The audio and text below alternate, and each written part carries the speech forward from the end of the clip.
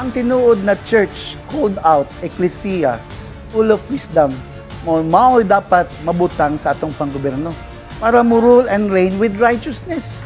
Kita dapat, we as the church, or we as the called out ones, are supposed to be managing big businesses, big companies or corporations. Pero kinsa man ang mga boss, kasagaran, mga korap yapon. Kasagaran, ang mga nasa top, puro pud ka nang naay mga iba-ibang agenda. Ipila lang gid ang tinuod nga na sincere heart for the people. So the wisdom of the Lord is supposed to be displayed in leading our families to righteousness. Pero ngano na may mga pamilya karon nagubot, why wisdom? Believer lang kay Lord, pero dili gid tinuod na Lord si Jesus. Kasi kung tinuod di mo nga Lord si Lord, mag-manifest ang wisdom.